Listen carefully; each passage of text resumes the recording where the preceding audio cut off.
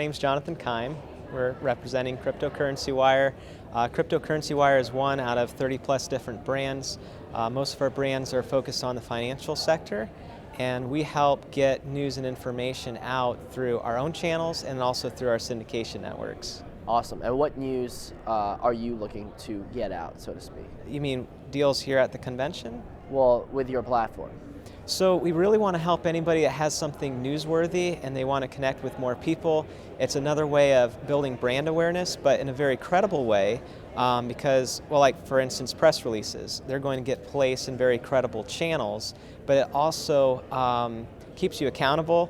A blog or something on your website can easily be edited or deleted, but when you put out a press release, it's something that journalists and really the whole community can depend on. It's not going to change. Interesting. So your platform basically enables other businesses, other companies to get their voice out, to get their word out in a genuine manner.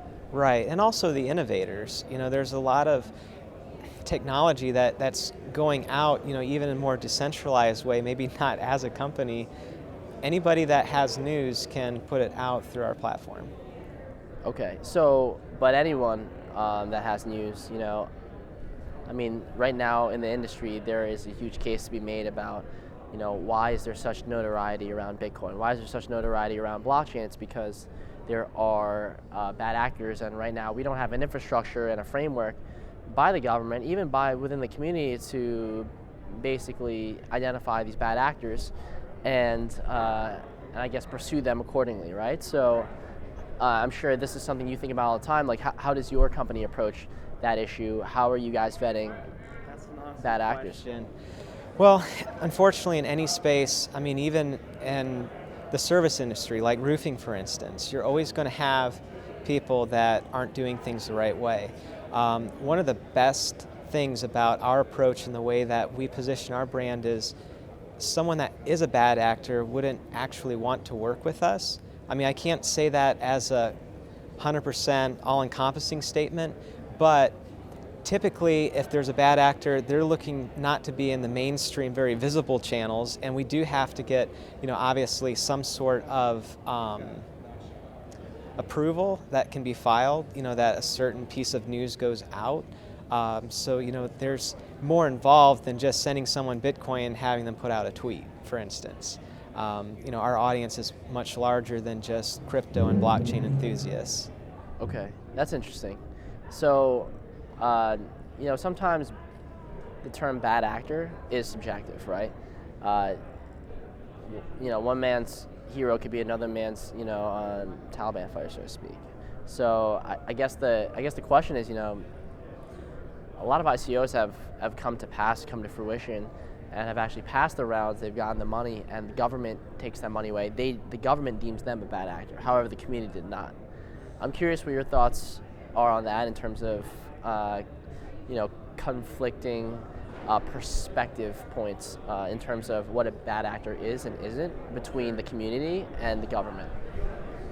Yeah. Well, and then where do you sit on that? As someone that's in a position to basically publicize the entire thing. That's a very tough question, and we're still working through it.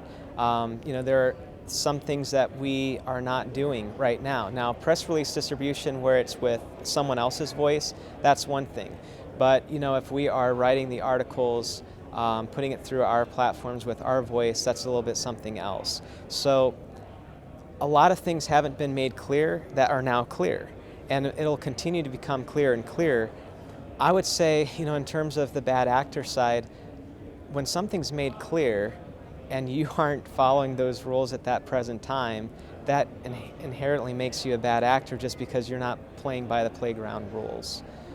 So I would simply say, look at whatever is out there right now, make sure you're abiding by all of that. It's just tough for the things that aren't clear yet, what to do. Interesting. Okay, so that's one challenge, right, that you face as a platform that is basically held to a standard of truth that most platforms aren't held to. So maybe the next question would be, what in your opinion is the biggest challenge that you face? Well, the biggest challenge right now is most of the people that want to work with us we're turning away until we have more clarity from our team of attorneys. Um, I thought by now we would have, a clearer picture, but we don't. So, we're working with a lot of publicly traded companies. We worked with, different coins that mine rather than ICO, and we obviously want to help private companies in the blockchain space. We want to help innovators that want to get their news out. But that's kind of our biggest challenge, is that we have to turn away so much business. But it won't always be like that. And we want to make sure that we had a brand established, well known.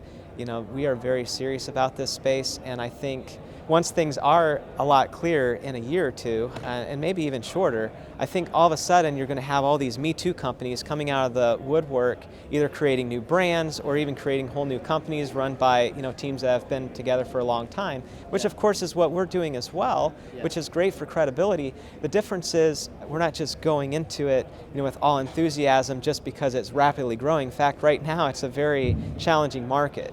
We want to show the community that we are part of the community. We're not just here to take their money and take names. We want to be here and help grow it. Amazing. Well, we're looking forward to seeing how you guys reshape, not even reshape, but basically shape this landscape. As we know, we build and collaborate and grow this community. So appreciate your time, Jonathan. It was a pleasure. Thank you so much. Of course.